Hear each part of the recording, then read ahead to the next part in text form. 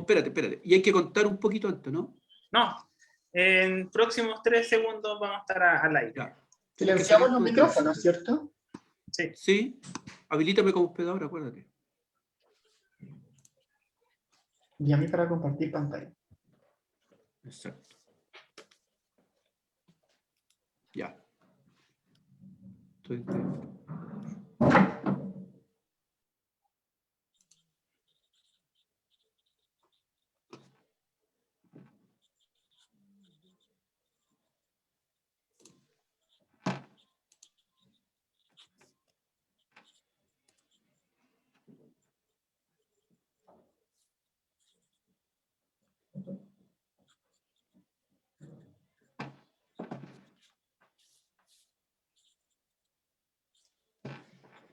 Bien, buenas tardes a todas, a todos quienes se conectan nuevamente al Museo Histórico Nacional, a sus, ¿no es cierto?, plataformas virtuales, en este caso Facebook Live, ¿no es cierto?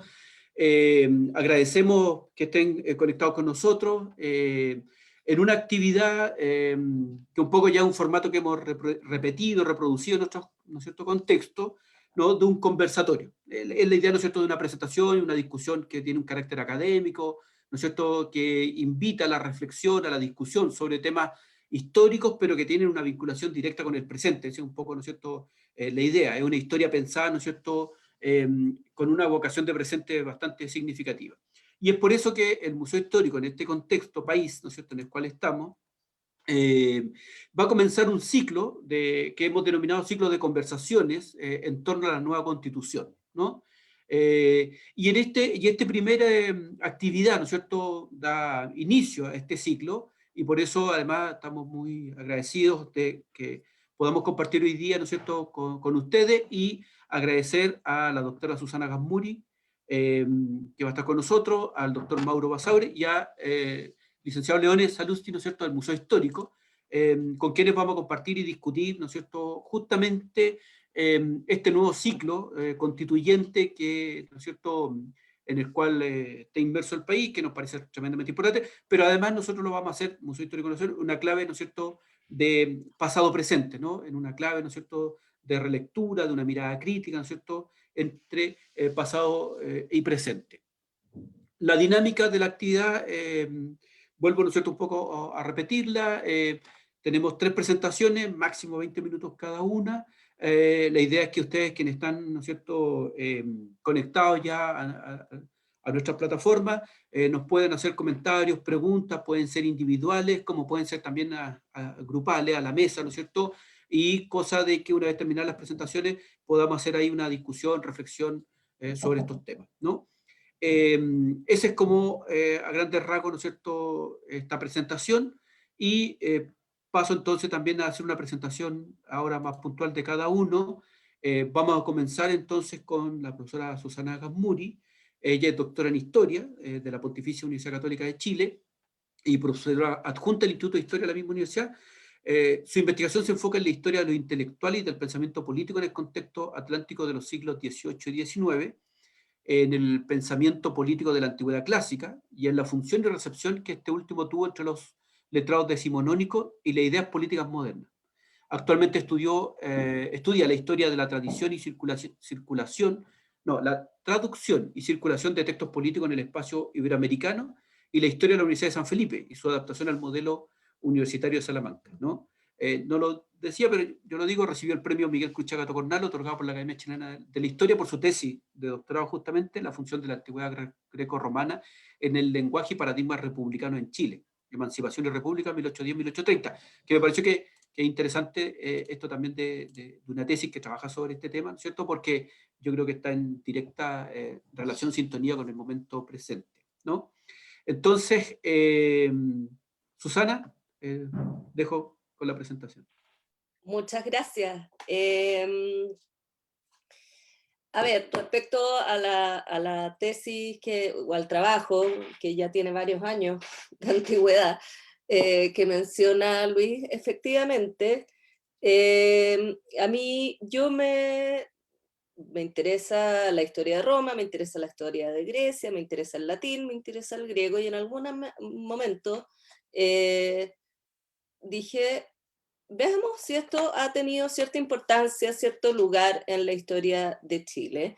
Y el más obvio para buscar esa relevancia son lo que se denomina tradicionalmente en la historia el periodo de los ensayos constitucionales, es decir, ese momento que dura más o menos 20 años entre la separación de Chile de la monarquía española, la revolución de la independencia y la declaración de la Constitución de 1833. Son más o menos 20 años de ensayos constitucionales. Y si bien al principio de la revolución, de inmediato los revolucionarios, si queremos, empezaron a decir, bueno, nos separamos de España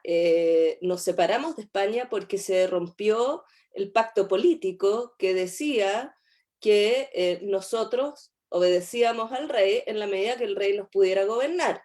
Si el rey no nos puede gobernar porque está preso, entonces no está en condiciones de cumplir su parte del pacto político y por lo tanto nosotros tenemos que encontrar una nueva forma de gobierno. Y la verdad es que en un principio se manejaron más de una posibilidad y Bernardo O'Higgins, por cierto, entretuvo la idea de una monarquía constitucional como muchos países hispanoamericanos. También miraron con mucha atención el experimento constitucional liberal español, pero de alguna manera se llegó al consenso de que si la justificación de la independencia radicaba en que la soberanía volvía al pueblo que gobernaba, correspondía, por lo tanto, pensar en alguna forma de autogobierno en que la soberanía se mantuviera en manos del pueblo. Y es ahí donde estos letrados, no los revolucionarios, no los que hacían la revolución por las armas, sino los que hacían la revolución en los diarios, en la imprenta que había llegado recién en 1812, los abogados que conocían el sistema legal, ¿ya?, recurrieron a su vasto conocimiento de la historia romana, porque la historia romana es un tipo de historia que se conoce como ejemplar. Es una historia llena de ejemplos que tienen como objetivo servir de orientación para la acción en el presente.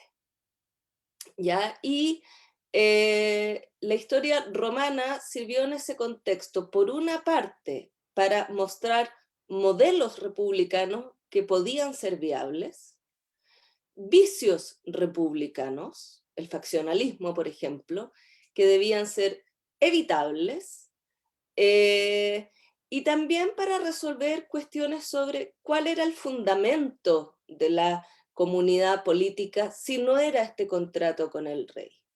Y el fundamento de la comunidad política está en la idea del amor a la patria, que se entiende no solo como amor al terruño, sino como amor a la comunidad política. ¿Por qué estos señores pensaban en estos términos? Primero, por su educación, ¿ya? Habían crecido leyendo tanto los textos latinos de Tito Livio, de Tácito, de Virgilio, eran parte de su formación escolar y universitaria, ¿ya?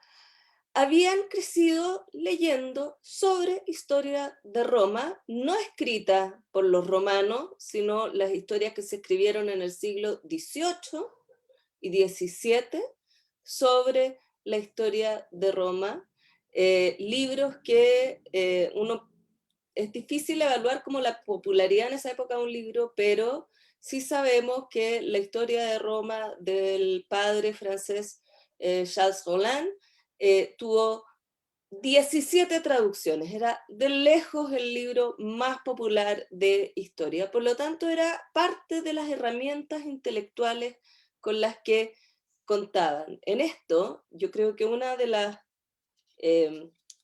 cosas que son interesantes de mirar y quizás constatar la diferencia entre el momento constitucional actual y el momento constitucional de principios del siglo XIX, radica en que nosotros hemos pasado por el siglo XX, un siglo dominado por las ideologías y por lo tanto demandamos una cierta consistencia ideológica en los líderes políticos.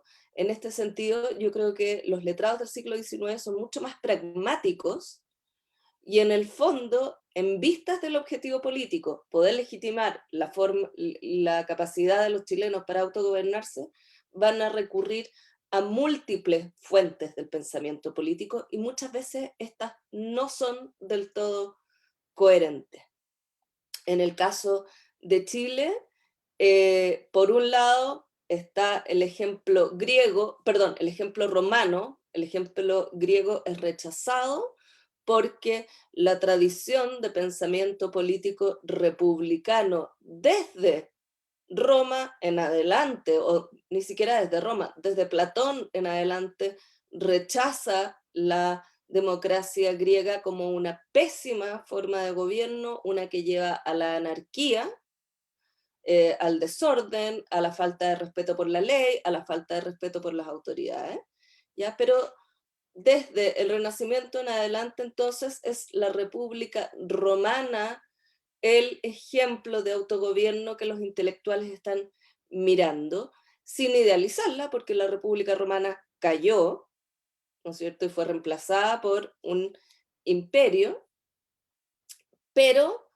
durante 500 años fue un experimento en autogobierno que resultó y que tiene sus propagandistas, ¿no es cierto?, en Virgilio, en Tito Livio, en Tácito, en Salustio, en Plutarco, ¿ya? Entonces tienen por un lado todo lo que saben de la República Romana, tienen otro ejemplo que es la República de Estados Unidos, una república que se erige como un ejemplo de virtud, de orden, de éxito, ¿ya? Y que por lo tanto miran con mucha atención. Y un tercer ejemplo que es el de los intentos por construir un gobierno republicano en Francia, pero ese es un ejemplo que tiende a ser rechazado primero por la violencia de la Revolución Francesa, ¿ya?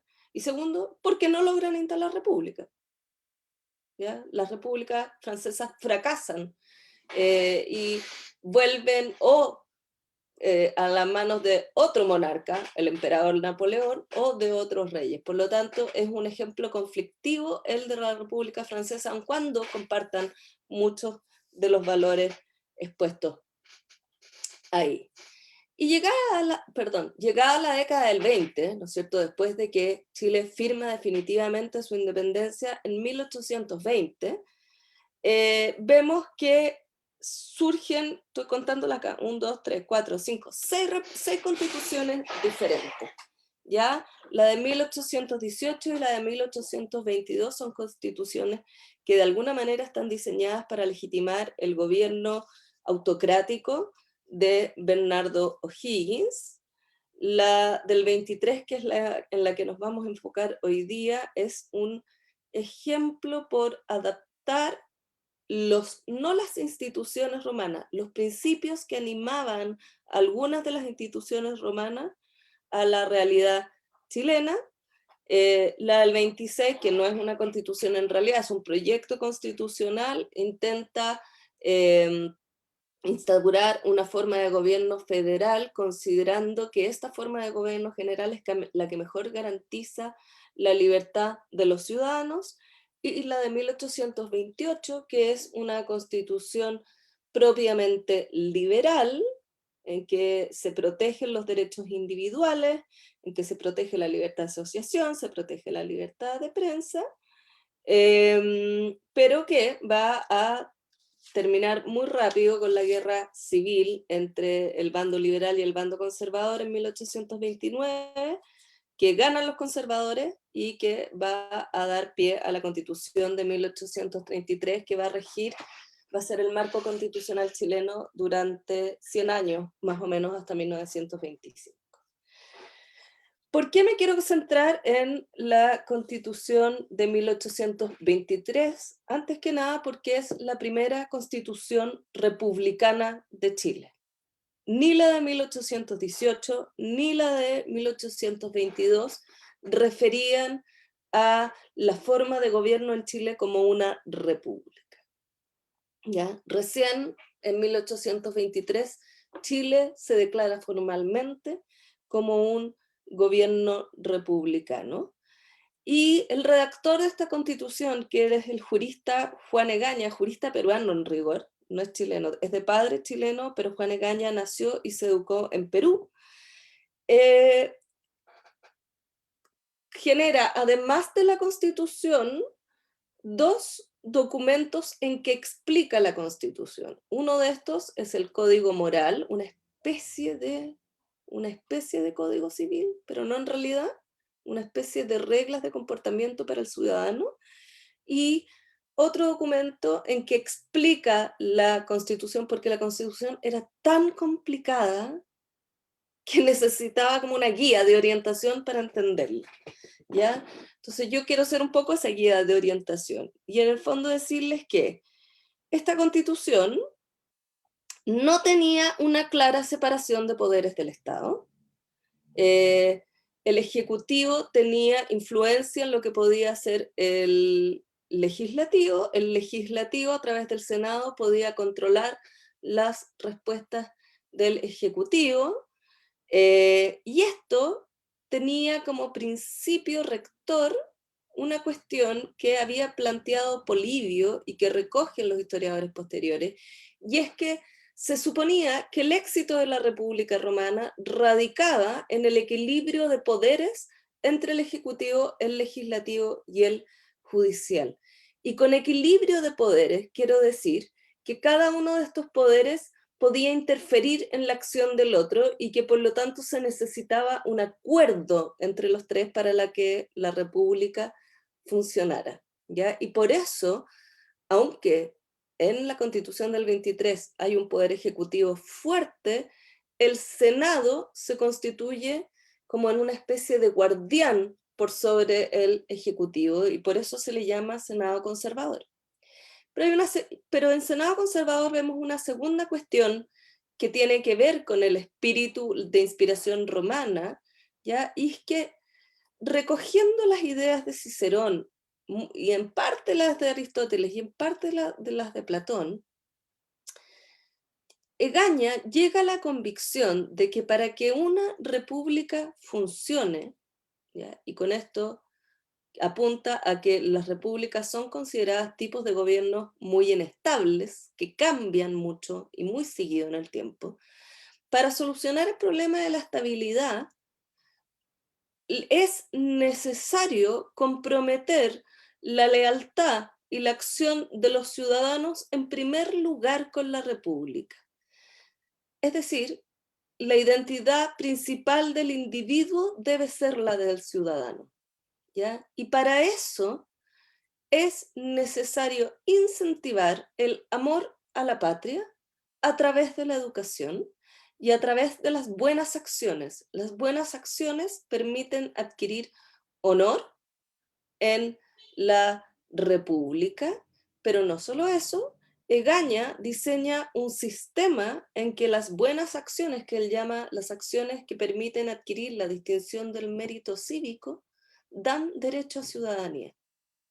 Entonces, esta Constitución, que es censitaria, como todas las del 19, tiene una vía alternativa para acceder a la ciudadanía, que no es solamente el dinero y la propiedad, sino que son las buenas acciones a favor de la patria. Es decir, el reconocimiento por parte de toda la comunidad de que el ciudadano es virtuoso en el sentido cívico, ¿ya?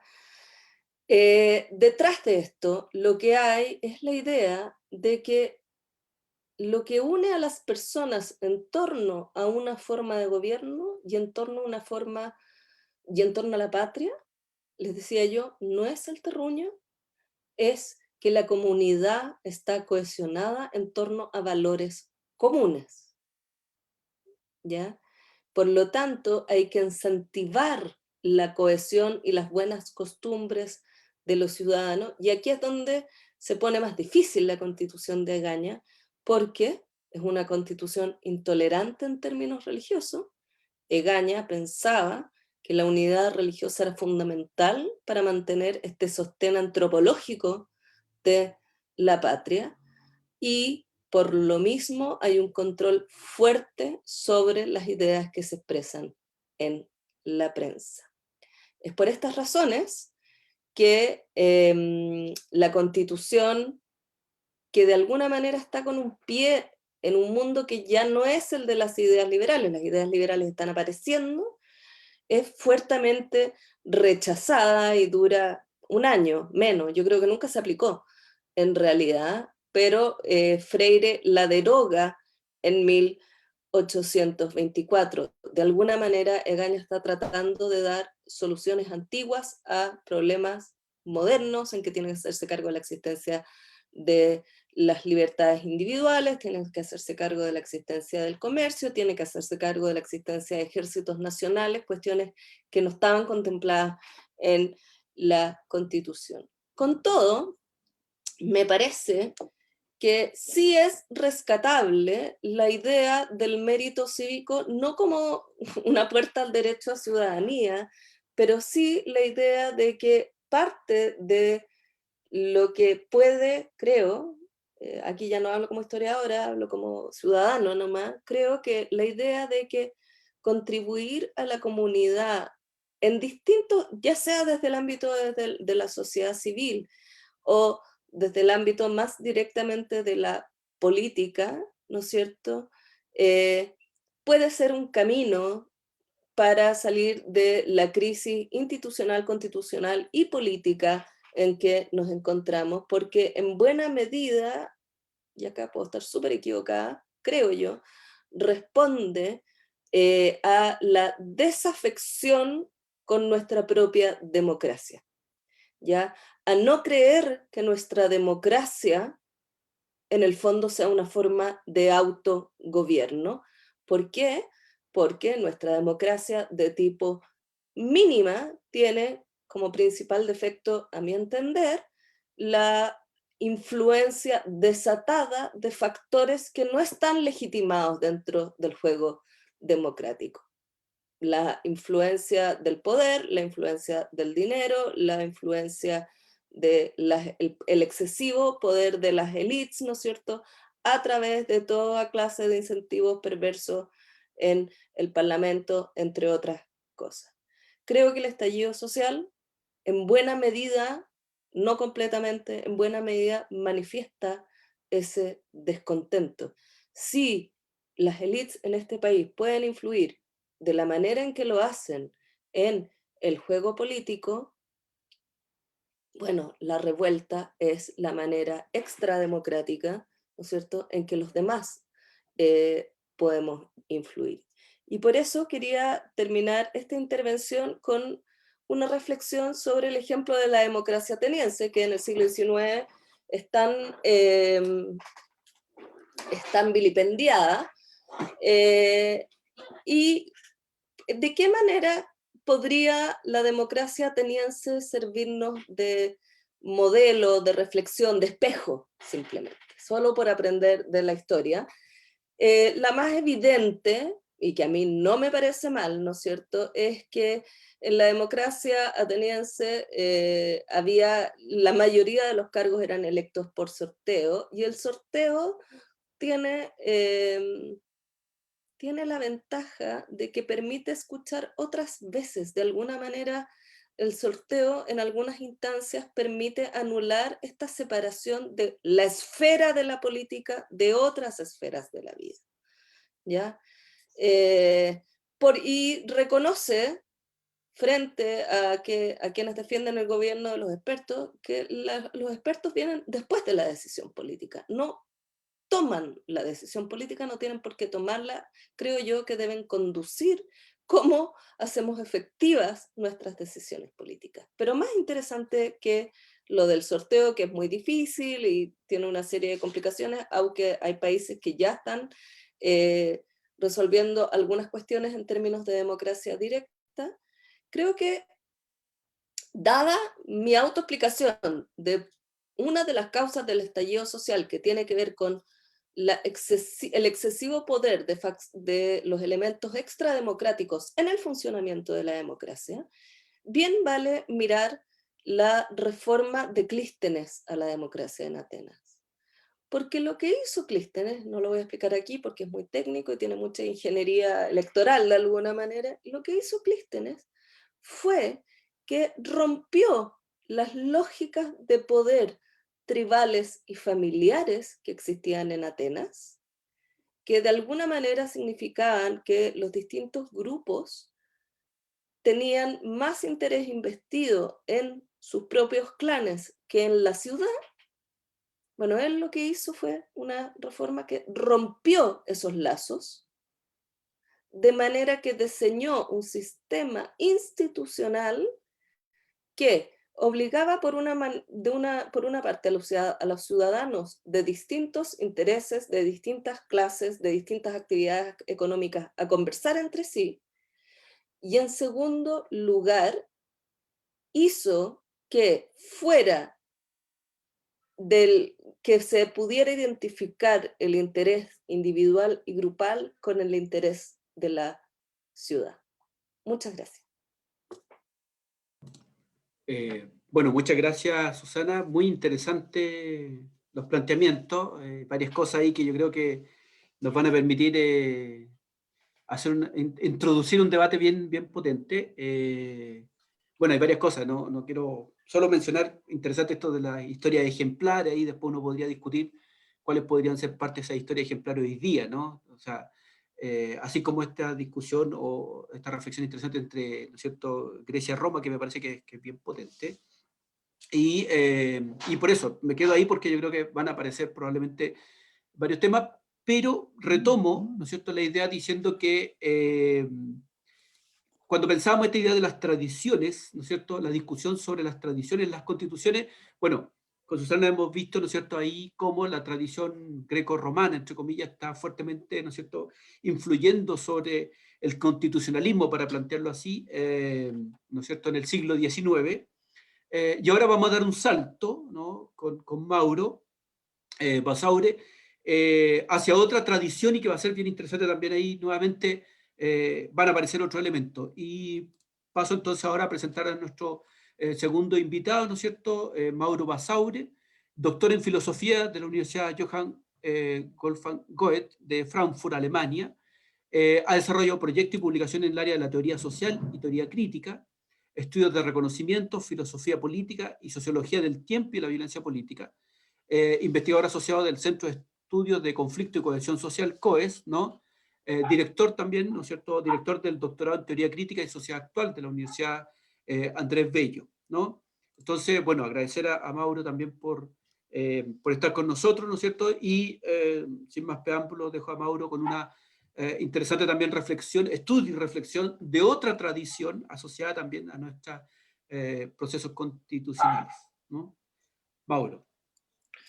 Muchas Perdón, antes de... gracias, Sí, Luis, por la invitación.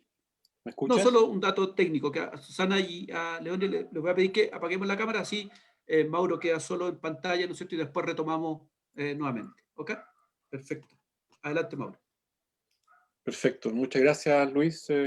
Muchas gracias también al museo por la invitación. Me parece un tema muy, muy importante, así que, bueno, repito, muchas gracias. Cuando se cumplan los 20 minutos, entonces, Luis, me corta simplemente. Voy a tratar de hacerlo más breve todavía, pero si no, simplemente me cortas. Yo debo partir diciendo que no soy historiador, mis estudios son en sociología y bueno, como tú mencionaste, también en filosofía. Y eso, además de ponerme en el presente, cuestión que me hace muy cómodo estar acá por cómo planteaste el problema, ¿no? También me hace conducir preguntas distintas. En este caso, más que preguntarme por cuáles son las influencias en el sentido un poco más casuístico de qué es lo que eran las ideas en el momento, que en este caso estaban presentes en alguna comisión constitucional,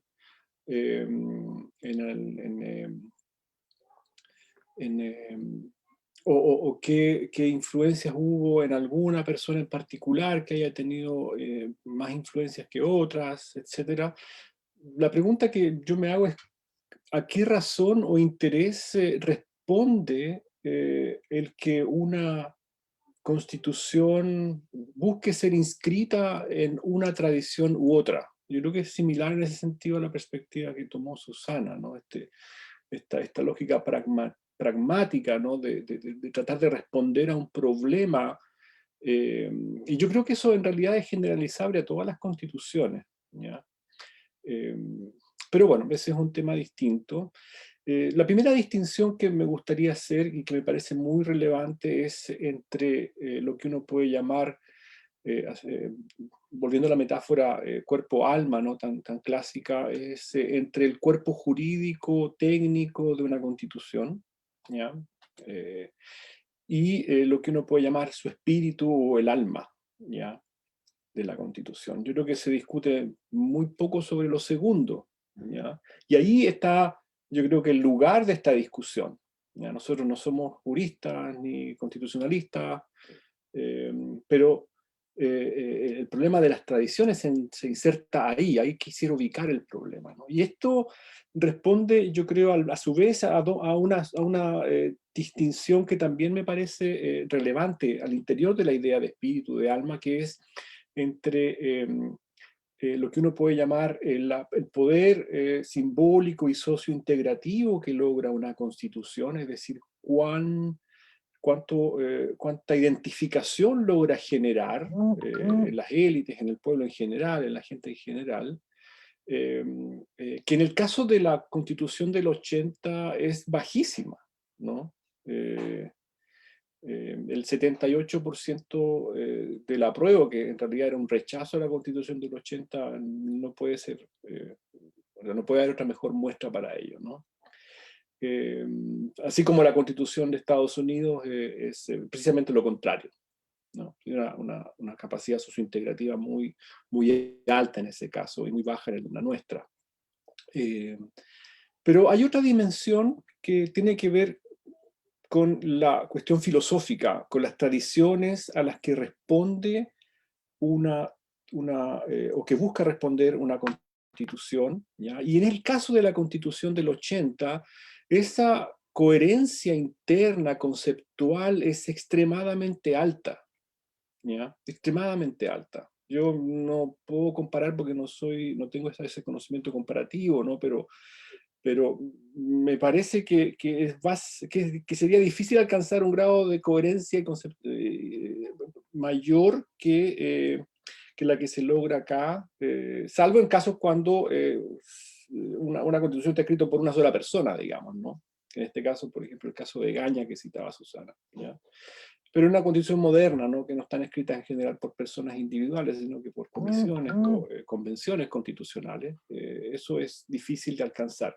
¿Y a qué me refiero, no? Me refiero a una comisión, que en este caso es la Comisión Ortúzar, ¿ya? Que no es una convención constitucional, es una comisión de estudio, ¿sí? Tiene una falta de pluralidad total internamente, ¿no? ¿Ya? Esa comisión que se hizo a 2 semanas del golpe, y esto me parece muy relevante, el 24 de septiembre de 1973 la Junta Militar instaura esta comisión, es decir, la intención refundacional de la Junta Militar no puede ser más clara, ¿no? Yo creo que eso se ha tematizado muy poco, ¿no? Dura 4 años. En esos 4 años se reúnen 477 veces, es decir, no solamente el tiempo, sino que la intensidad del trabajo es enorme. Y bueno, las actas son más de 11.000 páginas, ¿no? Son un monstruo de documento que bueno, dan cuenta de esto, que además después fue depurada por el Consejo de Estado, que operó entre el 76 y el 78, y luego finalmente por la propia Junta Militar, que además después se aprueba en un plebiscito completamente irregular, ¿ya? O sea, cuando uno ve todo esto, entonces uno no se puede sorprender vuelvo al concepto, ¿no? De la extremadamente baja capacidad sociointegrativa de esta Constitución, la poca capacidad de integración simbólica o de cohesión social que genera, ¿no? ¿Ya? Pero yo creo que, dicho esto, conviene centrarse en el otro aspecto, que yo creo que están, de hecho, en una posición un poco inversa, ¿no? Es decir, mientras más plural sea una constitución, como por ejemplo hoy día bajo condiciones paritarias, inclusión de pueblos indígenas, etc., mientras más plural sea esa constitución, ¿ya? Tal vez va a ser menor su coherencia interna, ¿ya? Sobre todo si se hace en un periodo corto de tiempo. Y uno tal vez tenga que optar por eso, ¿ya? Es decir, por el cómo se construye una constitución, ¿ya? Por el proceso de construcción, más que por el resultado o la coherencia interna filosófica que pueda alcanzar, ¿ya? Bueno, en la Constitución del 80 el tema fue exactamente lo contrario, ¿ya?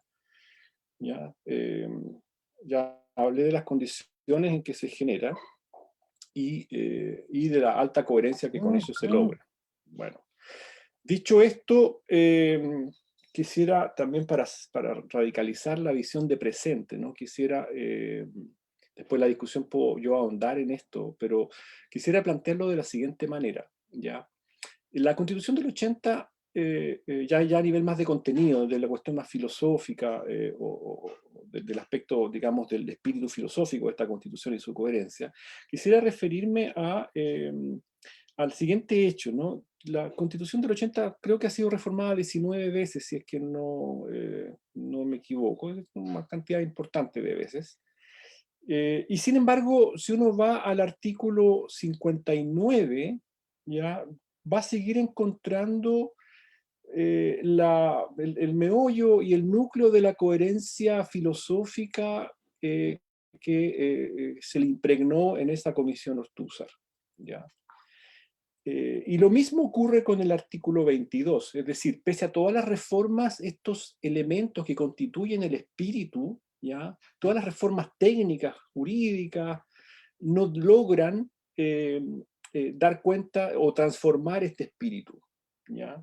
Yo creo que ese es un tema interesante, ¿no? Es decir, el espíritu se mantiene pese a las reformas. Yo creo que solamente una reforma realmente radical podría transformar el espíritu de una constitución, ¿ya? O grandes reformas radicales, ¿ya? Por eso es interesante esa diferencia, ¿ya? El artículo 59 se refiere a la cuestión de la soberanía, ¿ya? Dice, la soberanía reside en la nación, su ejercicio se realiza a través de plebiscito, elecciones periódicas, etc. Y ahí uno descubre algo que no puede rechazar ningún concepto de democracia, ¿ya? Porque su concepto ya lo indica, ¿no? Que es el concepto de soberanía, pese a que en la Comisión Ortúzar hubo discusiones para sacarlo completamente. El resultado fue, sin embargo, que no se podía sacar porque en realidad era extremadamente problemático no responder a esa tradición democrática, ¿ya? Que se identifica básicamente con la declaración que emana de la Revolución Francesa, ¿ya? A ese primer aspecto del artículo 59, hoy día todavía presente, le voy a llamar el aspecto político, asociado a esta tradición que es la de la Revolución Francesa, ¿ya? Todo esto ateniéndome a lo que leí en las actas, ¿no? A lo que trabajé en las actas. Ese mismo artículo 59 dice, sin embargo, y aquí está el segundo párrafo del artículo, dice, sin embargo, la soberanía reconoce como limitación el respeto a los derechos, cuidado, esenciales que emanan de, cuidado, la naturaleza humana. ¿Ya? Eso que en principio uno podría decir, bueno, suena un poco extraño, ¿sí? Hablar de esos términos, pero en principio está bien, es el relato, el discurso de los derechos humanos, y no, la verdad es que eso responde, si uno hace la genealogía de esas palabras, derechos esenciales, naturaleza humana, responde a lo que en la discusión de la Comisión Ortúzar es el aspecto completamente prepolítico, es decir, aquel aspecto de derechos esenciales de la naturaleza humana que no puede estar a disposición de ninguna soberanía popular. Es decir, lo prepolítico, en este caso, significa que hay aspectos que no están a disposición de la política, del juego político, de la democracia, finalmente. ¿Ya? Esto ustedes lo pueden prolongar sin ningún problema a la idea de democracia limitada y todo eso que después son conceptos que se hacen más conocidos. ¿Ya? Pero desde el punto de vista de la tradición, eso es un elemento que se introduce, ¿ya? Que hasta el día de hoy está presente, digo.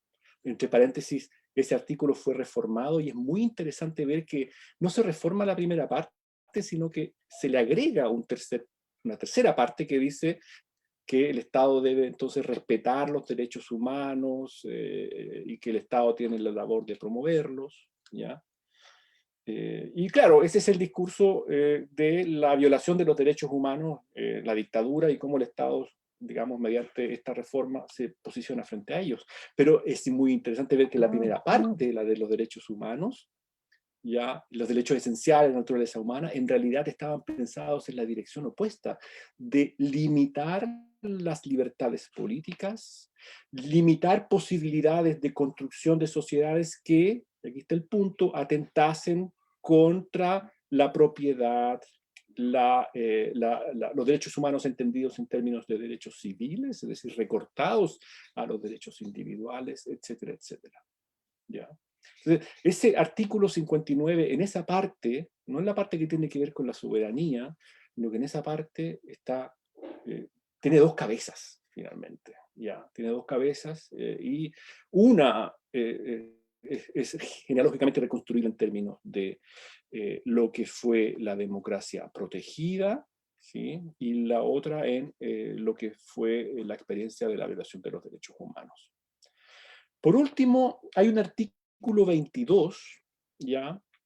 Que también llama bastante la atención y que también uno puede hacer una genealogía en los mismos términos, que está presente todavía, y que sobrevive por tanto a las reformas, que dice que todo habitante, lo leo, ¿no? Todo habitante de la República debe respeto a Chile y a sus emblemas nacionales, eso no molesta mucho. El tema aquí interesante viene acá, ¿no? Los chilenos tienen el deber fundamental de contribuir y a preservar la seguridad nacional, y aquí está el punto, y los valores nuevamente esenciales de la tradición chilena.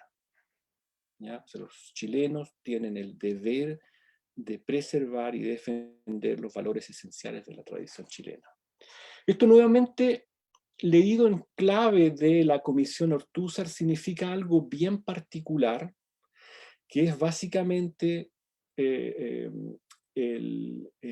elemento que se introduce, ¿ya? Que se identifica con el concepto que después Jaime Guzmán va a llamar forma de vida, ¿ya? La forma de vida de lo chileno, de la chilenidad, que es aquel aspecto que se entronca directamente, que es lo mismo, ¿ya? Que aquella tradición que yo acabo de asociar con la idea prepolítica, que ellos llaman también la tradición hispánica o de la democracia clásica. Todo esto para fundamentar, sustentar aquel aspecto prepolítico, ¿ya? Por eso los conceptos de esencia son tan importantes ahí, ¿no? Valores esenciales, naturaleza humana, derechos esenciales, para fundamentar la restricción de la soberanía popular, ¿ya? Y de una serie de libertades, como la de expresión, sin duda para restringir la constitución de determinados partidos políticos, eso es más que conocido, no voy a aburrirlos con eso, ¿ya? Y también para fundamentar un rol distinto para las Fuerzas Armadas, distinto digo a la tarea de la defensa de la soberanía del Estado, no en el Estado, ¿ya? La soberanía del Estado en el sentido de la soberanía respecto de otros países, ¿no? Y no la soberanía en el Estado, es decir, esa es la restricción de ella, va a ser tarea entonces de las Fuerzas Armadas. Todo esto estoy parafraseando, tomando de mi memoria todo esto que leí en estas comisiones, en sus miles y miles de páginas, en esta reconstrucción genealógica a partir de artículos que hoy día están todavía vigentes, ¿ya? Y que, repito, son el corazón filosófico de la Constitución del 80. La Constitución del 80 es una Constitución que debe, por alguna razón que ellos mismos, digamos, aceptan, reconocer, estoy reconstruyendo mi argumento, ¿no? La soberanía como un concepto que lamentablemente uno podría decir para ellos no se puede dejar de lado, ¿ya? Y ahí entonces entra la tradición de la Revolución Francesa, el contrato social, etcétera, ¿no? El concepto de democracia en un sentido más amplio. Pero realizan todo un trabajo de fundamentación de la restricción de esa soberanía basándose en un concepto de democracia clásica, donde los fundamentales autores son ahí Aristóteles, Santo Tomás, es un aristotélico tomista, ¿no? Hasta el día de hoy los conservadores, ¿no? Y San Isidro de Sevilla les permite entonces anclarse a una tradición que ellos llaman también hispánica, y todo esto asociarlo como una imputación, lo que podríamos llamar técnicamente una reconstrucción inmanente, ¿ya? Como imputación de qué es lo que es la chilenidad. La chilenidad comparte estos valores cristianos, ¿ya? Cristianos, Santo Tomás, San Isidro de Villa son clave en este punto,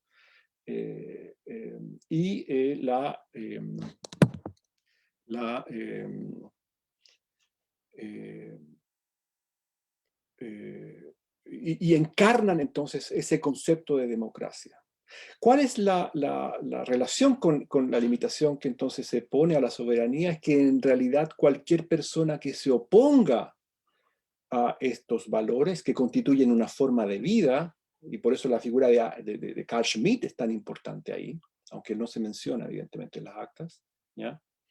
Es que evidentemente cualquier posición política que nazca de la soberanía del pueblo, que se ponga en contra de estos valores fundamentales, va a ser declarada antinacional, antipatriótica, ajena o alienante del ser nacional, son todas palabras que se usan, ¿no? ¿Ya? Tradición nacional, tradición chilena, idiosincrasia, chilenidad, la identidad histórico-cultural de Chile, el ser nacional. Entonces, tienen, repito, como decía al principio, tienen una función estos conceptos, estas tradiciones chilena, de democracia clásica y de, ahí se me está terminando mi tiempo, mi autocontrol, que es que finalmente se oponen a asumir de manera integral la tradición de la Revolución Francesa. Termino solamente diciendo que me parece que este elemento es mucho más importante que leer a la Constitución del 80 en términos puramente en clave de del concepto hayekiano de un Estado limitado y de las libertades económicas, y también de leerla solamente en clave como si fuese Jaime Guzmán la única cabeza detrás de esto. Aquí hay un grupo extremadamente homogéneo, del cual podemos hablar después. Les puedo contar harto sobre eso, que está detrás de este macro concepto, el corazón de la filosofía de la Constitución del 80. Muchas gracias. Bueno, muchas gracias, Mauro. Muy interesante varios de los planteamientos que están ahí y que un poco van enriqueciendo esta reflexión, ¿no? Como vamos viendo de una u otra manera, ¿no es cierto?, esta idea de distintas tradiciones y que bueno, que también nosotros, siendo un museo histórico, ¿no es cierto?, en ese sentido, también abierto a estas discusiones interdisciplinar, ¿no?, que yo creo que es una de las cosas interesantes que vamos jugando, ¿no es cierto?, con distintos análisis, distintas miradas, ¿no?, que complementan, que ayudan en estas reflexiones. Así que hay varias cosas ahí que me parece que son interesantes de las que tú mencionas, ¿no es cierto?, que podemos seguir en esta discusión después. Continuando con esta, ¿no es cierto?, actividad, entonces viene esta última presentación a cargo de Leonel Sayusti. Leonel, ¿no es cierto?, es licenciado en Historia por la Pontificia Universidad Católica de Chile y actualmente está cursando un magíster en Historia en la misma universidad. Sus trabajos giran fundamentalmente en torno a las colecciones diplomáticas durante los primeros años de la dictadura chilena, 73-75, en una escala global.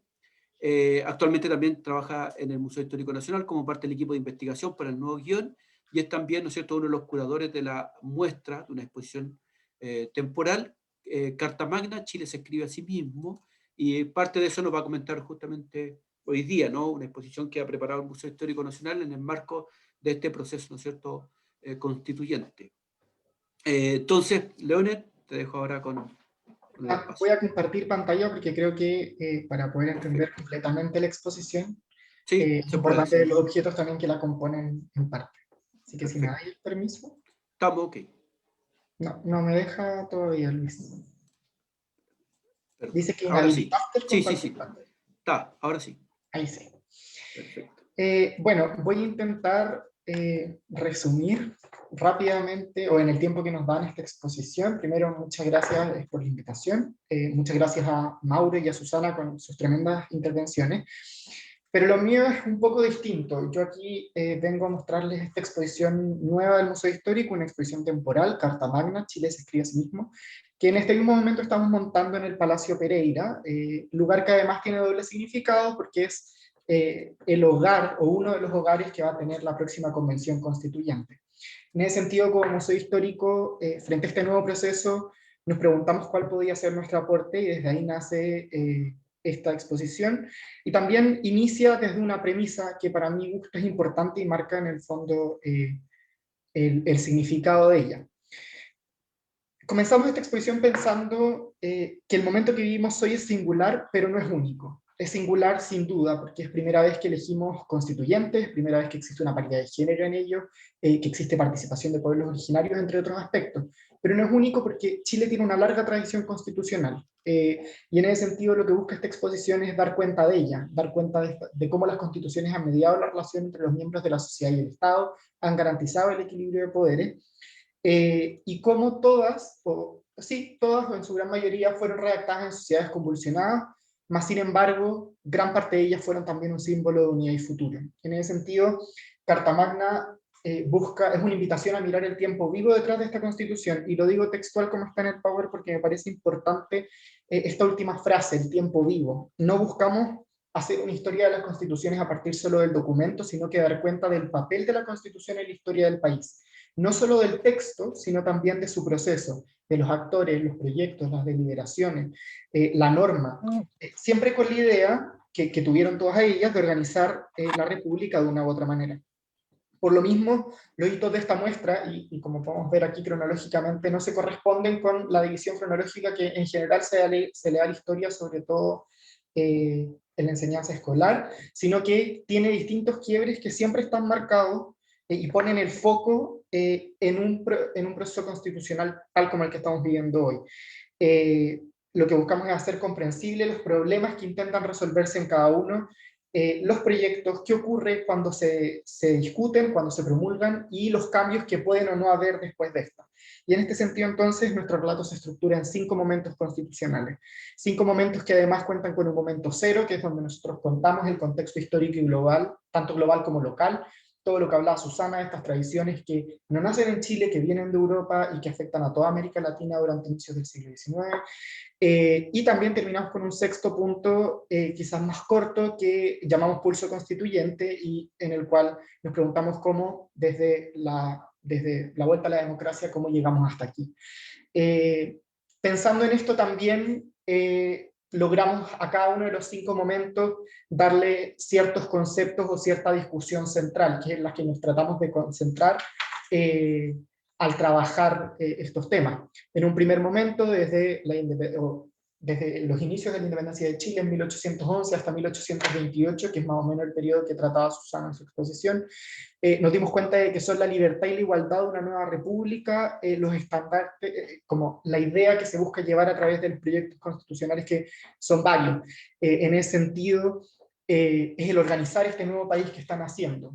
Luego, con un país quizás encontrar el equilibrio entre la libertad individual y el poder estatal, entre 1833 y 1865, más entrado al siglo XX, o casi entrando al siglo XX, la pluralidad de ideas y las creencias van a ser la discusión central, como Chile, siendo un país católico desde sus inicios, comienza a abrirse a otras creencias, a otros cultos, a otras culturas y formas de expresarse, para pasar a un cuarto momento, de 1925 al 73, donde la participación ciudadana en una democracia representativa va a ser el eje de las ideas de cómo ordenar la república,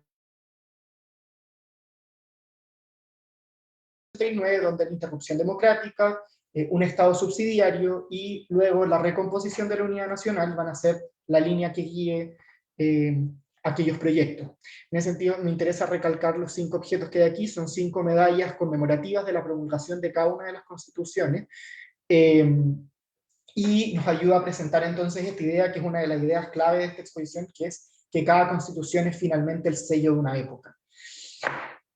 Para lograr tratar cada uno de estos ejes, cada uno de estos núcleos temáticos, como le llamamos nosotros, núcleos temporales, tenemos una estructura común. En ese sentido, nos basamos en 4 aspectos que luego vamos a ver son los 4 momentos de cada una de estas etapas. Primero, entramos a cada una preguntándonos quiénes fuimos, cuál es el contexto que da pie a una discusión constitucional. Tras cada constitución, finalmente, hay una sociedad que quiere cambios. Hay distintos proyectos que buscan un país nuevo, y en ese sentido, lo que buscamos en esa sección específica es dar cuenta y dar luces de los distintos problemas y circunstancias que van a llegar a la sociedad a buscar las nuevas reglas del juego. Luego nos centramos en la discusión, porque frente a la idea de una nueva Carta Magna, siempre nacen más de un proyecto. Hay distintas concepciones de país, distintas ideas de futuro, y en ese sentido, antes de una constitución como tal y el documento que conocemos, existe una discusión que es importante recalcar. Luego, y ya acercándonos al final, nos preguntamos entonces, después de esta constitución, ¿quiénes llegamos a ser? ¿Cuáles son las nuevas ideas de esta sociedad? ¿Cuáles son los nuevos actores que aparecen, los nuevos horizontes que se ven hacia el futuro, pero también las nuevas problemáticas? Y en ese sentido es como la bisagra con el periodo siguiente. Y por último, cada periodo que tenemos, logramos escoger una constitución insignia. En algunos hay muchos proyectos, hay muchas constituciones, hay muchas reformas. En otros hay quizás solo una o unas pocas, pero como curatoría logramos encontrar entonces una constitución que no tiene por qué ser el documento final, sino también puede ser una reforma, que creemos de una u otra forma logre englobar todos aquellos cambios y continuidades de los años que la vieron nacer. En ese sentido entonces también cada uno de estos aspectos y cada uno de estos núcleos vamos a verlos a través de 3 recursos para narrar el relato, que para nosotros fueron súper importantes a la hora de montar. Primero, las cifras. Creemos que los números, los censos, pues sobre todo, son un elemento clave para lograr dar una atmósfera del momento que vivía Chile al inicio de cada proceso. En ese sentido nos ayudaron diseñadores gráficos a llevar estos censos a algo material, a mapas, a gráficas, que son muy bonitas y que tenemos en las paredes de esta exposición que pronto se va a inaugurar, y que en el fondo buscan dar cuenta de los cambios, cómo va cambiando este Chile que se va escondiendo tras los textos. La demografía, el credo, la alfabetización, el analfabetismo, la inflación, la distribución territorial, entre muchas otras, van dando cuenta de los principales problemas, las principales consecuencias y en el fondo los principales ejes de cada proyecto. En segundo lugar, el arte, tanto la pintura como la fotografía para nosotros es la captura de un momento y nos ayuda mucho a comunicar la atmósfera de estos procesos. En este sentido, sobre todo hacia el final, nos van a ser súper útiles para dar cuenta de momentos clave en la historia nacional que se van trenzando con las constituciones. Y por último, como no, las colecciones, nuestros objetos. Esta exposición, por su importancia, requirió también que nos metiéramos a bucear en las amplias colecciones del Museo Histórico. Levantamos objetos que no han sido mostrados hace mucho tiempo, restauramos algunos, nos tuvimos que conseguir otros para llenar ciertos vacíos, pero buscamos que a través de ellos, que son las piezas de este puzzle, logremos contar esta historia de la constitucionalidad. Así entonces, en el tiempo que me queda, voy a tratar de ir rápidamente haciendo un panorama dentro de esta exposición, dentro de cada núcleo, dentro de los distintos puntos que trabajamos, buscando, más que contarle la exposición, que espero todos puedan visitar cuando la abramos y cuando las condiciones sanitarias lo permitan, mostrarles en el fondo la idea que rige tras esta nueva muestra.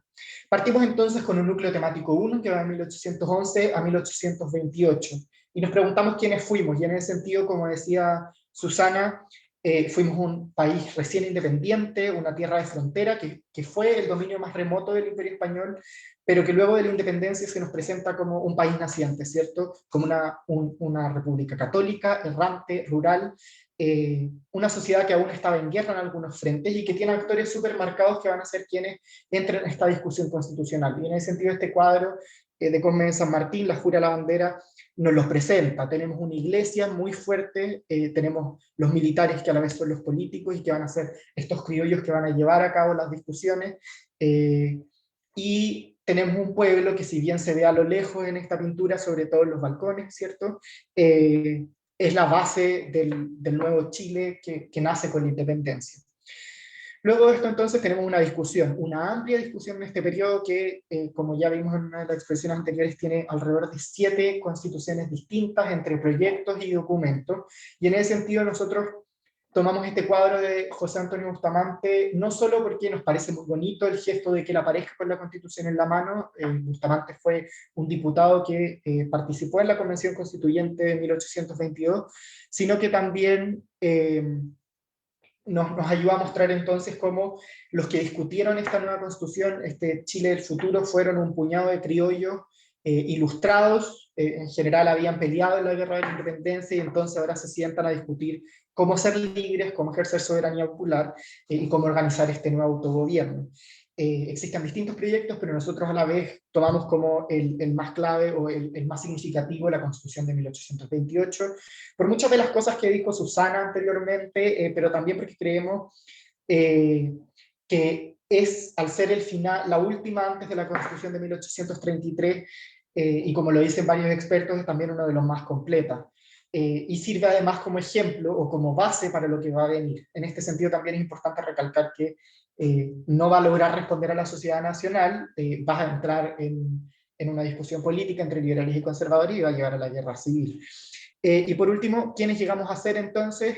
Llegamos a ser un país independiente, llegamos a ser un país con ideas limitadas de la república, un Estado católico, un gobierno de criollos que respeta la propiedad individual, la igualdad y la autonomía. Finalmente somos un nuevo país, y qué mejor objeto para mostrarlo en esta presentación que la proclamación de independencia. Es importante aquí, porque no quiero que quede la duda, que claramente estos no son los únicos objetos que tenemos en la muestra. Esta es una selección, como una sinopsis en el fondo, para que cuando ustedes vayan a verla se encuentren con todas nuestras colecciones por completo.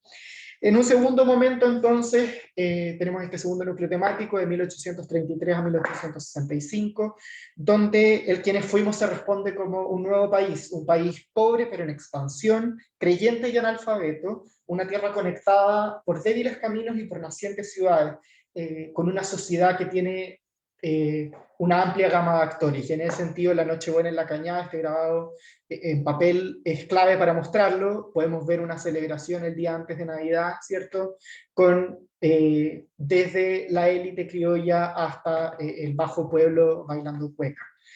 Y es exactamente esta sociedad la que va a entrar en una nueva discusión constitucional que va a estar claramente graficada en la Constitución del 33, una de las constituciones de más larga data de Chile, dura casi 100 años, pero esto no quiere decir que no vayan a haber dentro del periodo otras visiones, algunas reformas, otras visiones de mundo y de Chile. Y en ese sentido, por lo mismo, tenemos a Francisco Bilbao, que llega con un nuevo proyecto, quizás no de construcción, pero sí una mirada hacia un Chile del futuro. También dentro de la muestra tenemos un retrato de Andrés Bello, que es precioso, que fue restaurado especialmente para ella, y que en el fondo nos va mostrando a través de estos rostros importantes, de estos grandes nombres, las distintas ideas de país que nacen durante el periodo. Y en ese sentido, entonces, la Constitución del 33, aunque con reformas, va a unificar todo lo anterior. ¿Quiénes llegamos a ser? Lo muestra esta foto, quizás que es un poco posterior, pero que nos parece, a mí personalmente me gusta mucho, y que es que a pesar de las duras condiciones vitales vamos a superar el 1.000.000 de habitantes, y la soberanía efectiva se va a comenzar a expandir dentro del territorio de la mano del tren y del barco a vapor. Van a haber nuevos espacios de discusión y con ellos nuevos proyectos de sociedad y futuro que van a permear en el fondo el siguiente núcleo, que es el 3, y que va desde 1865 a 1925.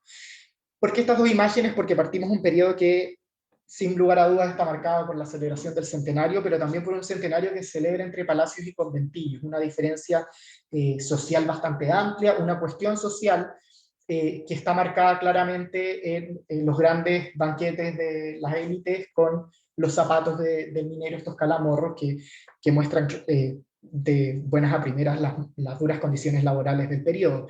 En ese sentido, entonces, también tenemos un segundo punto, esta bella foto de mujeres mapuches, porque no hay que olvidar también que es un periodo de guerra y anexión. Al norte y al sur, a través de la guerra, se logran anexar nuevos territorios, la ocupación de la Araucanía al sur es clave reflejo de esto, y entonces tenemos un país que comienza a aceptar nuevos actores como los pueblos originarios muy de a poco, pero a la vez un país industrializado, y esta foto creo lo muestra perfectamente, uno de nuestros objetos favoritos de la muestra, y por lo mismo quise darle el protagonismo como en esta diapositiva.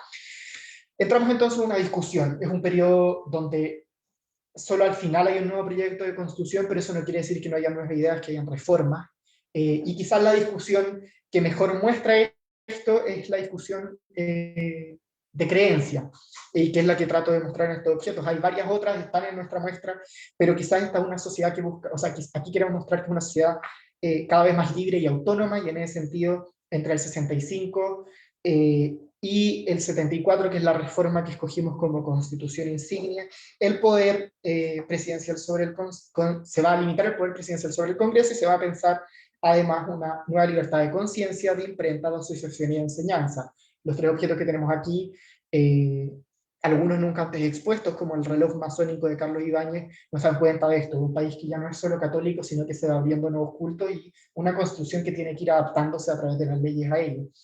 ¿Y por qué escoger la reforma del 74? Por algo súper simple, es la reforma que da extensión a la ciudadanía, va a duplicar aproximadamente el número de ciudadanía con capacidad de votos, va a seguir siendo muy menor, es un 5,1% del total de ciudadanos, pero es un incremento bastante amplio para el periodo, y va a marcar la entrada de nuevos actores hacia nuestro núcleo siguiente, el 25 en adelante. Finalmente, ¿quiénes llegamos a ser? Después de la guerra civil y el parlamentarismo, las leyes laicas y las leyes sociales van a ser clave, y en ese sentido vamos a hacer una sociedad de cambios acelerados. Sin embargo, también vamos a hacer una sociedad con amplios índices de marginalidad, como lo muestra esta fotografía, ¿cierto? En malas condiciones laborales, habitacionales, migraciones urbanos-rurales que se van a abrir rápido paso en la sociedad chilena y la van a marcar por el siguiente periodo. Llegando ya casi al final, en el núcleo 4, de 1925 al 73, tenemos un país en vías de industrialización, en medio de un clima global que va a estar marcado por guerras, revoluciones y nuevos actores. Y Chile en ese sentido no se va a quedar atrás. La política y la cultura se van a hacer masivas, como muestra esta foto de un niño con una radio, va a entrar la radio, va a entrar luego la televisión, nuevas formas de informarse y a la vez con esa información poder opinar. En ese sentido, entonces, la sociedad se va a movilizar y los partidos políticos, tanto antiguos como nuevos, van a radicalizar sus demandas de una u otra manera. Y ello lo vamos a ver en la discusión. Nuevamente es un periodo que comienza con una constitución, la constitución del 25, que es nuestra constitución insignia aquí, y que es aquí y no en el núcleo anterior porque es promulgada el 25, pero entra en actividad completa en 1932 recién, por lo tanto marca este periodo completamente. Sin embargo, va a ser reformada también varias veces, y en ese sentido van a ser los actores políticos, tanto quizás más antiguos como el Partido Conservador, como más nuevos como el Partido Comunista, que va a entrar durante este periodo, y el Radical también, los que van a empezar a luchar en medio de crisis políticas y económicas por estas visiones de un nuevo Chile y del Chile que cada uno busca hacia el futuro y que buscan plasmar en la Constitución. Es un Chile que además se abre a un Estado laico con un sello democrático que promete mayores derechos y que abre camino a nuevos actores como las mujeres y los indígenas en estos espacios de opinión.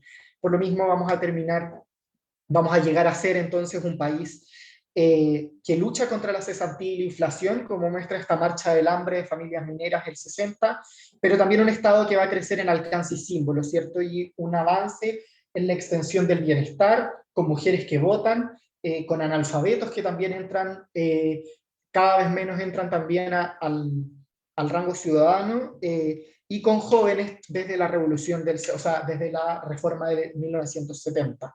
Estas dos fotos entonces nos ayudan a dar como cuenta de ello. Llegando finalmente, bueno, antes de eso, y esta es una diapositiva casi bisagra, porque también vamos a terminar siendo, y vamos a comenzar el siguiente núcleo siendo una sociedad polarizada, como lo muestran estas dos fotografías.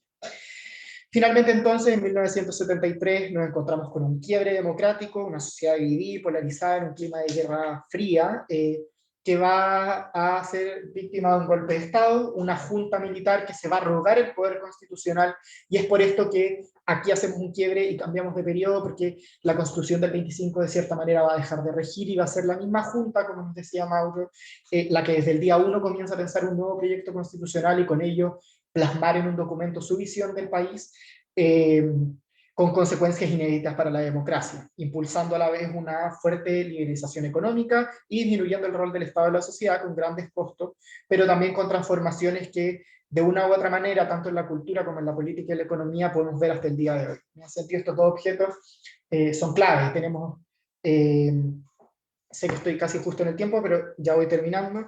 Tenemos este Humano Humanizar de Gracia Barros, que nos muestra esta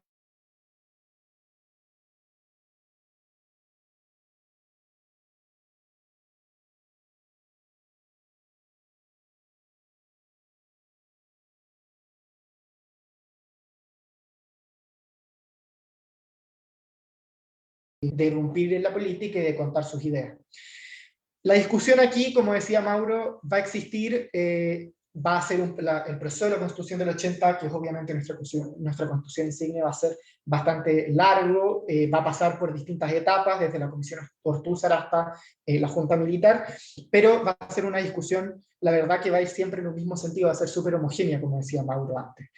Va a ser una Constitución que va a buscar legitimar el ejercicio del poder político por parte de los militares, valorando la iniciativa privada como motor del bienestar social, con un Estado como garante de las reglas del juego y como una familia como núcleo social. En este sentido, a mí me interesa mucho aquí, y lo decimos también en la muestra, decir que si bien es un proyecto, como ya dije, súper homogéneo, esto no quiere decir que no hayan otras voces, y en ese sentido la más destacada quizás es el grupo de los 24, que son estos juristas, ¿cierto?, que quizás en oposición al proyecto de 1980, levantan un proyecto constitucional alternativo que claramente no va a llegar a puerto, ¿cierto?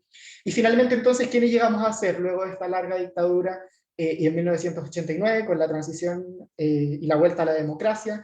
Llegamos a ser, luego de este plebiscito, una sociedad de grandes acuerdos políticos, donde se va reformando la Constitución para dejar atrás ciertos aspectos provenientes de la dictadura y dar paso a un Chile más democrático. En este sentido, tenemos estos 4 pinturas que nos prestó amablemente el Museo Nacional de Bellas Artes en torno a la Declaración Universal de los Derechos Humanos, y que a mi gusto dan cuenta de uno de los rasgos principales de estas reformas, que es reintegrar actores y volver a una sociedad que tiene los derechos por delante, ¿cierto?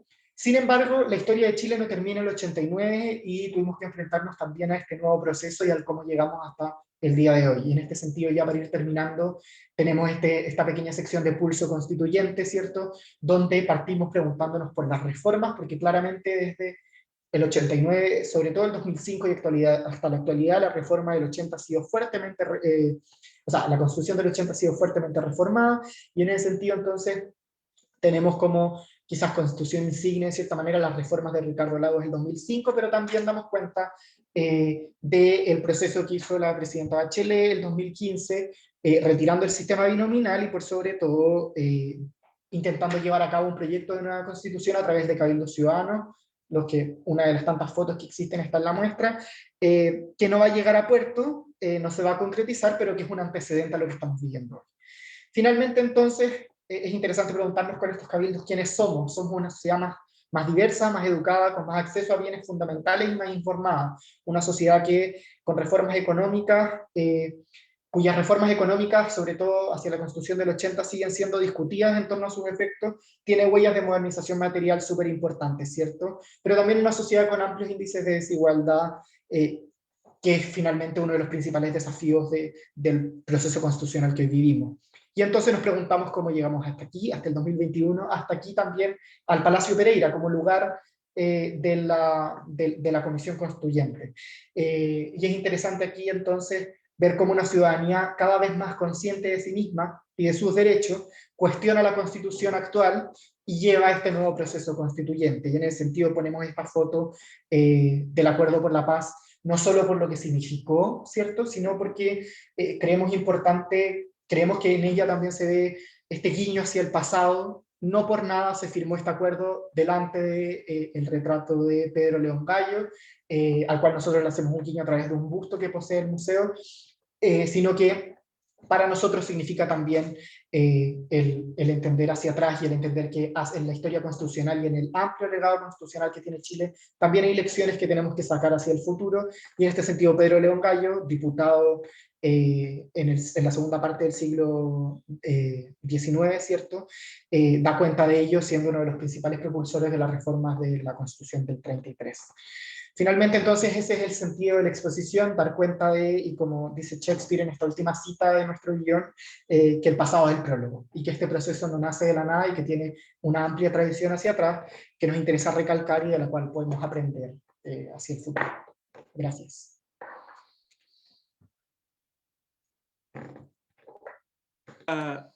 Gracias, Leone. Muchas gracias, Leone. Bueno, hay un recorrido por la exposición, así que con ganas de ver y todo, ¿no es cierto?, a futuro. Me llegaron algunas preguntas, bueno, saludos, ¿no es cierto? Néstor Urrutia, por cierto, manda saludos, en especial también a Susana, ¿no es cierto? Y bueno, Mauro está con algunos compromisos previos, ¿no? Algo me había mencionado ya, así que, por cierto, agradecer su participación. Y hay una pregunta para Mauro, quizás podemos pasar a que Mauro pueda responderla, algunos comentarios que nos pueda hacer, y después, lamentablemente, se tiene que retirar Mauro, así que creo que por ahí podemos hacerlo. Mira, una pregunta que estaba planteada de Brandon Marcus, así que agradezco esa pregunta. Dice, ¿cuál es la consecuencia de una falta de coherencia en una constitución? En contrapeso de la pluralidad que menciona. Entonces ahí, cuando tú hablabas de esta idea de la coherencia interna, ¿no es cierto?, respecto de esta idea de la pluralidad, ¿no es cierto?, o esa coherencia interna que tiene la Constitución del 80 respecto de otras constituciones. Entonces, Mauro, si tú podrías comentarnos esto, algún otro tema que esté por ahí dando vuelta, y podrías también despedirte, ¿no es cierto?, si estás por ahí.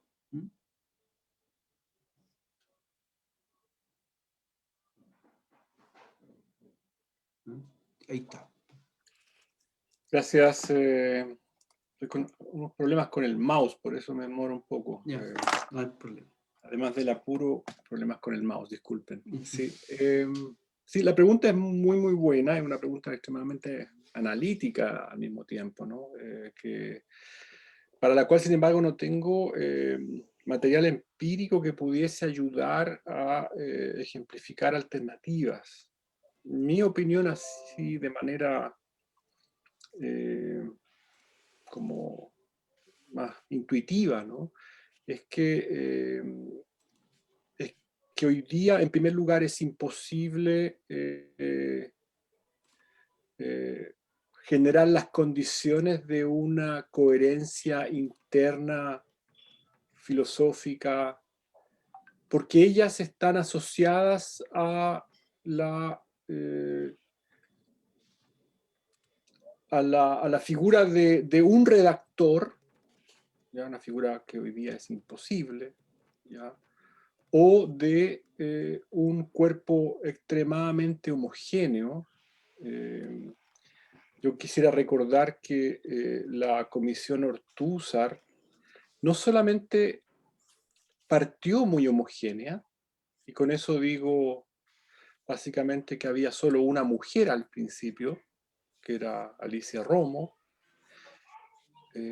que eran todos juristas, todos constitucionalistas, que eran todos de derecha, conservadores todos, la mayoría de la Universidad Católica, que venían de colegios confesionales, que habían apoyado el golpe, incluso los demócratas cristianos que estaban ahí lo habían hecho. Y que en una segunda vuelta expulsaron a otros 3, o sea, 2 salieron y uno fue expulsado, que es Jorge Valle, que después fue fundador de la revista Cauce, y que fue precisamente alguien que en estas discusiones filosóficas defendió siempre a la figura de Jean-Jacques Rousseau. ¿Sí? Rousseau tuvo un defensor en esta comisión que fue Jorge Valle. Y no digo que eso le haya costado la expulsión, pero fue parte de la diferencia que marcó respecto de los otros comisionados. Entonces, para responder a la pregunta, no recuerdo de la persona, que aprovecho de saludar y agradecer la pregunta, yo tengo la impresión de que hoy día hay que conformarse, pero no en el sentido negativo, ¿no? Sino que entender que esas condiciones para generar un tal grado de coherencia interna, que además hay que sumarle que estas comisiones recibían permanentemente la visita de expertos externos, que les comentaban los memorándum, etcétera, etcétera, ¿no? Durante 4 años, repito, 477 sesiones. Es decir, esas condiciones son muy difíciles de alcanzar y no son deseables tampoco, ¿ya? Entonces la diversidad va a traer consigo y trae consigo la pluralidad de un país complejo, que siempre lo ha sido, pero hoy día tal vez estamos más conscientes de ellos, va a traer esa diversidad que se traduce en conflicto de posiciones, ¿ya? Y de manera que yo no veo que sea un problema, más bien va a ser una característica con la cual hay que conformarse, no en el sentido negativo, sino que respecto a la cual hay que asumir que es parte de. Y por tanto, repito, como lo dije en la primera parte, asumir que el proceso es lo fundamental. Y que por tanto la capacidad sociointegrativa de una constitución es lo fundamental. ¿Ya? Y cómo se construyó hoy día, ¿no? El hecho que sea paritaria, etcétera, que vaya a ser paritaria, etcétera, etcétera, es lo que va a generar, en primer lugar, esa capacidad de identificación, tal vez a costa de esta otra coherencia interna, ¿no? Que está por verse también, ¿no? Yo creo que ahí también lo que decía Susana es súper importante, ¿no? Es decir, que lo otro sería reunirse solamente entre expertos, ¿no? Y bueno, si se reúnen entre expertos, a lo mejor van a rápidamente alcanzar puntos de coherencia mayores, pero no necesariamente eso es lo deseable, ¿no? O sea, tiene que ser también una convención ciudadana, ¿ya? Y eso tiene un precio en este caso de coherencia, por lógica, ¿no? Eso, así le respondería a la pregunta, ¿no? Sin tener más material, digamos, histórico. No, perfecto. Sí, empírico. muy bien. Si te quieres despedir, Mauro, yo sé que tenías otros compromisos, así que Tengo un ratito porque pedí permiso. perfecto. Ya, Así súper. que me quedo para escuchar un poco más. Sí. Bueno, muchas gracias. Una pregunta también para Susana, que además es como bien puntual, ¿no? Tú hablaste sobre esta constitución de Juan Egaña, ¿no es cierto?, como un hito, y ahí una pregunta que también hace Brandon sobre, durante ese periodo en el que se deroga la constitución de Egaña, ¿fue la población misma la que rechazó la constitución o se dio por otro proceso? Yo creo que sería interesante hacer esa distinción, ¿no? Así que... No, es súper interesante. No tenemos muchas formas de participación popular, a menos que llegáramos a situaciones críticas de revueltas, y en general esas revueltas están lideradas por los mismos miembros de la élite. No, se produjo porque, a ver, esta constitución la redactó Juan Egaña nominado por una convención constituyente. Y esa convención, que también eran miembros como letrados de la élite, digamos, esa convención aprobó, pero de plano, sin preguntar la constitución, y al poco andar, varias voces en los periódicos empezaron a manifestar descontento, no lo puedo decir, cuando algo no se puede aplicar. Inaplicabilidad. Eso, inaplicabilidad.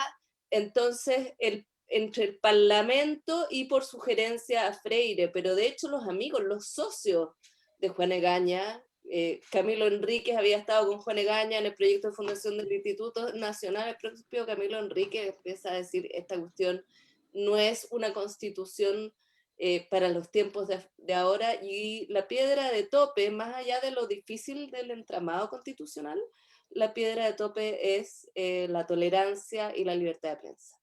¿Ya? Esta es una constitución que no solo dice que la República Chilena es católica, dice que se prohíbe cualquier otro culto. ¿Ya? Hay otras, esto es una discusión larga, pero hubo después legislaciones que no prohibían directamente el culto público, sino que decían que estaba en el interés del Estado proteger la católica. Esto Juan Egaña quería expulsar a cualquier persona que no fuera católica, y tanto es así que es una época en que se promueve la inmigración de europeos y de estadounidenses. Juan Egaña dice, los invitamos, pero se tienen que transformar en católicos. Entonces, además de como el tema teórico de la tolerancia, acá hay un tema político importante. El gobierno quiere traer europeos y no puede con las propuestas de Egaña. Eso. Bueno, interesante. Y siguiendo un poco, o tomando en cuenta un poco de eso, ahora una pregunta para Leone, pero que también invito a Susana, a Mauro, a lo mejor que quizás también pudieran ahí hacer alguna intervención. Sobre lo que sobre lo que se decía recién, bueno, Brandon agradece además que se le haya respondido, así que... Y después tenemos una pregunta de Sigal que nos dice, buenas tardes, bueno, felicita al museo por esta iniciativa, en el caso de Sigal.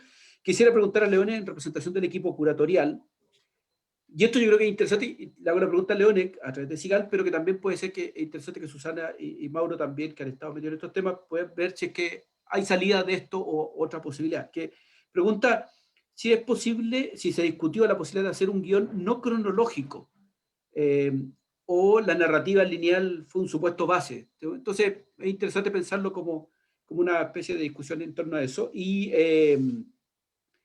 eso, y a propósito de lo que decías tú, Susana, en torno a esta constitución del 23, cuando también Leone planteaba ahí, en el marco de la curatoría de esta exposición, esta idea de que cada constitución las constituciones son como El ¿cómo se sello llama? de una época. El sello de una época. Entonces, a partir de la discusión con la constitución del 23, por ejemplo, ¿están así o tiene fisura eso? ¿No? ¿Hasta dónde es sello? ¿Hasta dónde hay fisura respecto a eso? Entonces, los dejo ahí con esa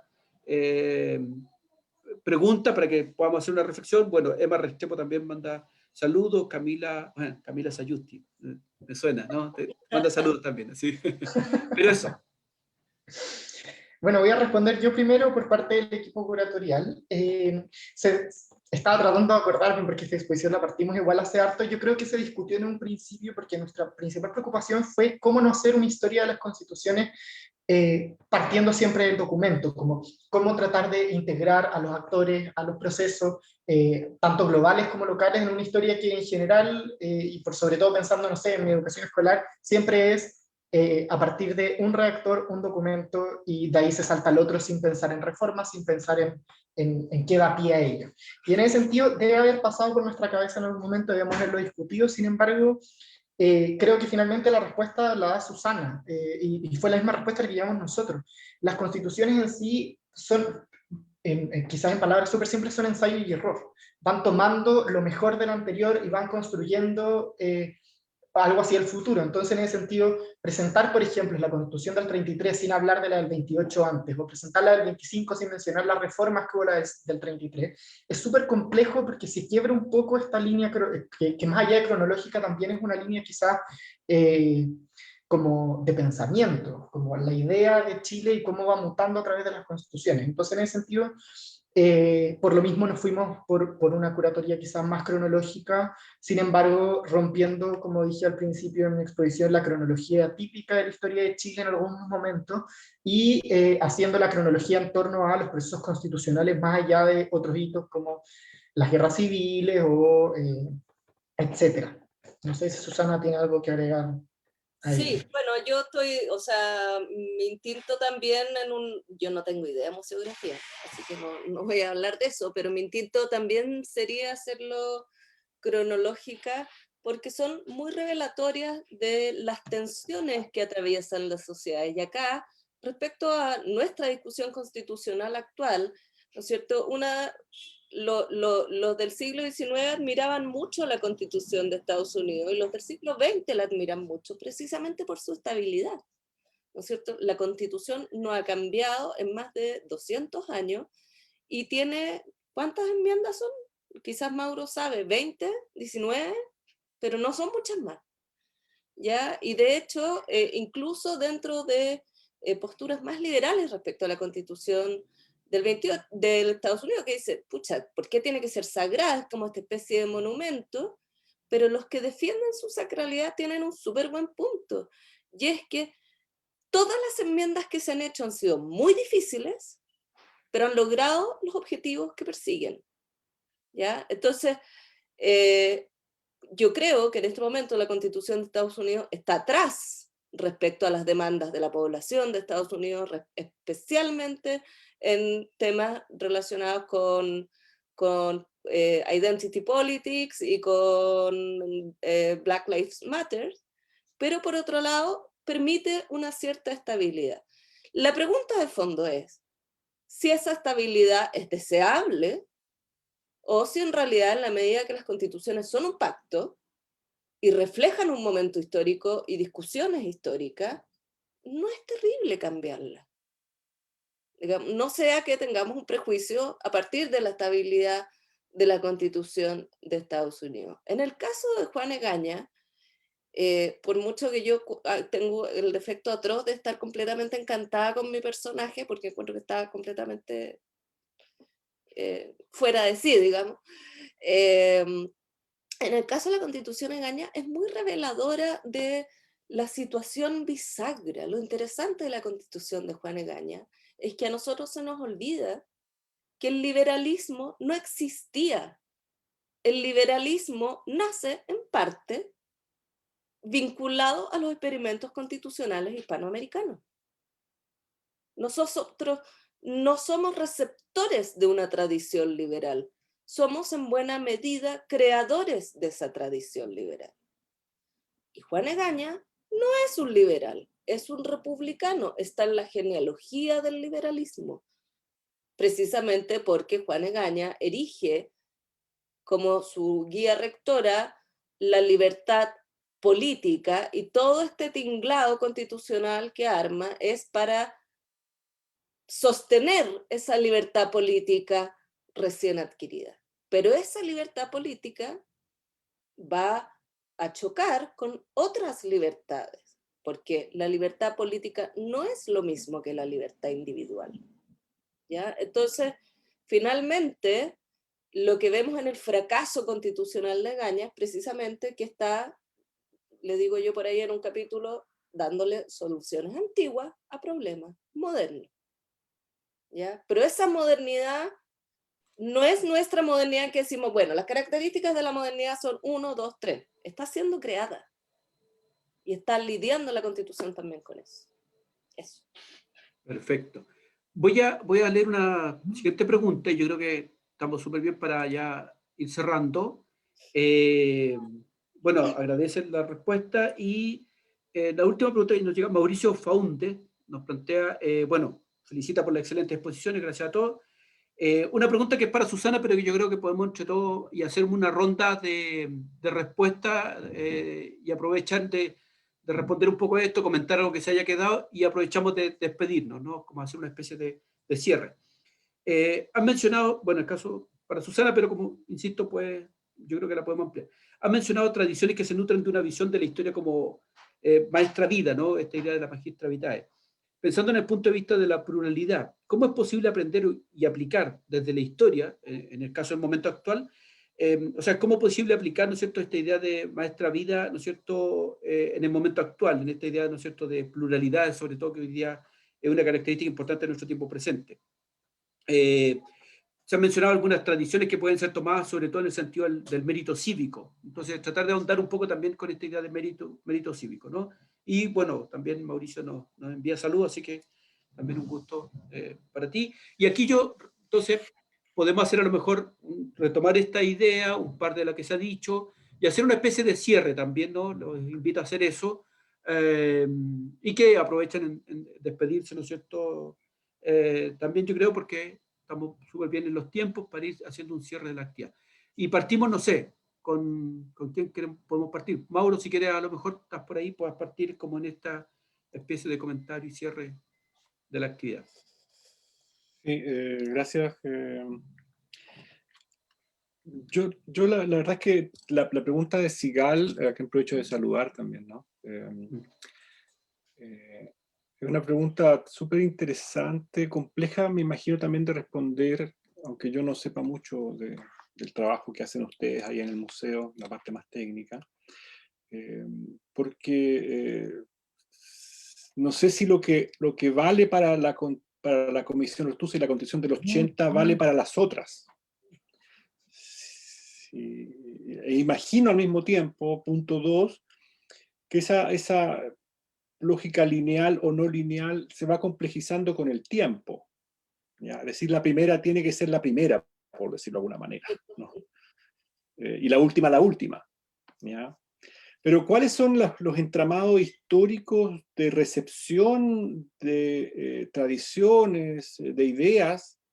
Eso me parece más complejo, ¿ya? Es decir, cuáles van conectadas con cuáles, en qué puntos, ¿ya? Eso evidentemente es mucho más difícil de transmitir, me imagino, museográficamente, ¿ya? Pero no deja de ser interesante, o tal vez posiblemente interesante para nosotros los académicos, ¿no? El ejemplo que ponía era, y por eso decía que no sé si se puede pensar para todas las constituciones hacia atrás, ¿no? Es que en la Comisión Ortúzar la discusión es casi un poco, no sé, risible, ¿no? Por un lado se dice que las constituciones tienen el espíritu de la Declaración de los Derechos Humanos, etcétera, de la Revolución Francesa, y se reconoce eso desde las influencias de Camilo Enrique en la Aurora de Chile, ¿ya? Rousseau, digamos, como el padre de la democracia, etcétera. Por un lado se le reconoce, si ustedes quieren, de manera empírica, y por el otro lado se dice, pero en realidad Chile no es eso y nunca ha sido eso. ¿Ya? Y entonces es el momento refundacional para reconocer y reanclar la Constitución a lo que Chile realmente es.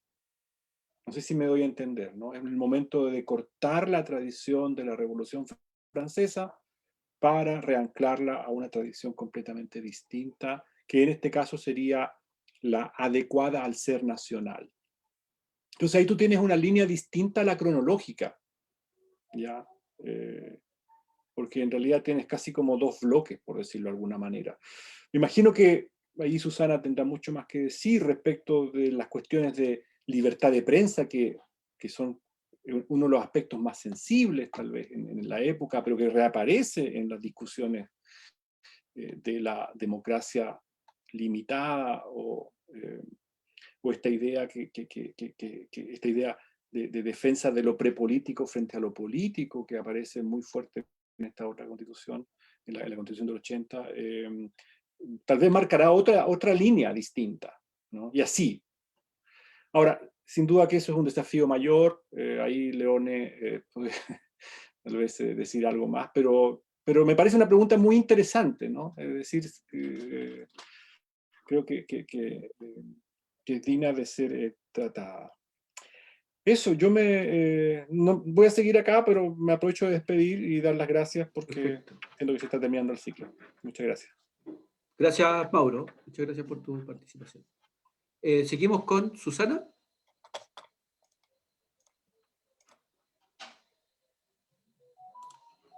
Está silenciada. Perdón. Muteada. Ahora sí. No, quería engarzar con lo que acaba de decir Mauro sobre lo prepolítico, porque quizás una de las cosas interesantes de la Constitución de Gaña es que aquello que es prepolítico en la Constitución del 80 o en la Comisión Ortúzar, para Gaña es completamente político, porque el sostén de las costumbres, el sostén de esta identidad nacional, no es un término que Gaña hubiera usado jamás, es la Iglesia Católica. Entonces, no existe lo prepolítico, porque no existe lo político sin aquello, ¿ya? Eso solo quería comentar eso. Y respecto a la pregunta sobre la pluralidad, es una tremenda pregunta, porque la verdad es que creo que, perdón, pasó una moto. La realidad de las sociedades plurales es uno de los temas que caracteriza al siglo XXI, viene desde el XX, pero es una característica desde el XXI. No que la gente no se haya mezclado antes, sino que venimos de identidades, de pueblos o nacionales, dependiendo de los procesos históricos muy fuertes. O sea, piensen que incluso en la democracia ateniense, que de verdad era una democracia radical, con participación efectiva, solo votaban los ciudadanos. No votaban los extranjeros y había un montón de extranjeros, no votaban las mujeres y la mitad de la población era mujer. Entonces, creo que buscar en la historia ejemplar ejemplos de pluralidad es muy difícil. Sin embargo, creo que hay dos cosas que quiero decir sobre esto. Igual ciertos niveles de pluralidad hay en toda sociedad y en ese sentido creo que el ejemplo de la democracia griega es muy interesante porque esta misma reforma clisténica a la que yo me refería va a forzar a que tengan que conversar en el espacio político más pequeño, que es el del Consejo, personas que tienen realidades sociales y económicas diferentes. Y eso va a hacer que haya una transferencia de conocimiento y de experiencia que va adentro de la pluralidad cohesionar a partir del debate. Finalmente, los señores ricos del campo van a tener que saber cuáles son las necesidades de los señores pobres de los barcos, porque van a tener el mismo derecho a hablar dentro del Consejo. Y eso no solo permite empatía, permite también que los señores de los campos puedan decirle, mira, a mí se me ocurre esta manera de solucionar tu problema. Por lo tanto, transferencia de conocimiento. Entonces, en ese sentido, la pluralidad es buena y los ciudadanos, no solamente por una cuestión de empatía y buenas personas, sino porque vamos a entender mejor los problemas si los escuchamos. ¿Ya? En eso, pero a la inversa, creo que en estas sociedades plurales, en que son altamente valorizadas las identidades individuales y los lugares identitarios, tenemos que resolver cómo conversar en los mismos términos. Porque a partir de la identidad, o sea, si yo me encierro en mi identidad y el otro nunca me puede entender porque nunca puede compartir mi experiencia, se cierra la conversación. Y creo que el espacio constitucional va a ser un buen ensayo de cómo resolver esa cuestión. Eso. Muchas gracias, No, Luis, súper. muchas gracias al museo y un gusto conversar con Mauro y con León. Gracias a ti, por reflexiones muy interesantes y que además nos pasa con estas actividades, que yo creo que es bueno también, van dejando nuevas preguntas, ¿no? Van dejando nuevas reflexiones, van dejando temas abiertos y un poco también en la invitación que como Museo Histórico estamos constantemente haciendo. Leone. No, la verdad, como para cerrar muy cortito la pregunta sobre la museografía, encuentro que Mauro tiene totalmente un punto. Yo creo, y lo sé porque lo discutimos harto tiempo, había 1000 formas de plantear esta exposición. Sin embargo, el hecho de poner el eje en los actores y los problemas de cada época, y además temas como muy ligados al espacio, a las vitrinas, a los objetos, temas mucho más museográficos, nos hicieron optar por esta línea quizás más cronológica, sin dejar de lado las ideas, sin dejar de lado como las corrientes de pensamiento que creemos son base para la Constitución. Así que, nada, yo insisto, lo que mostré yo aquí es una sinopsis como el tráiler, los dejo muy invitados a la exposición cuando las condiciones sanitarias les permitan en el Palacio Pereira, que estén atentos a nuestras redes sociales como museo, porque ahí va a estar toda la información. Pero es una exposición que por sobre todo busca hacer un aporte, y en ese sentido, por lo menos yo como parte del equipo curatorial, pero sé que en gran parte todo el equipo estamos muy contentos con la exposición, creemos que está bonita, que funciona y que es un aporte a la ciudadanía y a la Convención Constituyente. Así que nada, invitadísimos. Qué bien. Bueno, exactamente, invitado a esta actividad del Museo Histórico Nacional cuando podamos reabrir, ¿no es cierto?, en nuevas condiciones de normalidad, una normalidad que cada vez se ve más esquiva, ¿no? Pero que esperamos pronto se pueda dar. Agradecer nuevamente, bueno, un tanto a Leone, a Susana, a Mauro por su participación y compartir sus tiempos y parte de sus reflexiones. Dejarlos invitados al resto, ¿no es cierto?, y a quienes han estado conectados con nosotros, a las nuevas actividades del Museo Histórico. Miércoles y viernes casi siempre vamos a estar con actividades de este tipo. Un ciclo llamado Hecho en Chile, a propósito del libro, ¿no?, Hecho en Chile, ¿no es cierto? Un ciclo que el próximo miércoles sobre política y patrimonio cultural con José de Norte y Pablo Aravena. El viernes 16 en un conversatorio sobre la noción de tiempo histórico, ¿no? La idea de tiempo histórico un poco tiene que ver con esta idea y esta pregunta sobre lo cronológico, ¿no? Y ahí va a estar presentando Soledad González también sobre esta dimensión, ¿no es cierto?, del tiempo histórico con nuestra directora Macarena Ponce León, ¿no?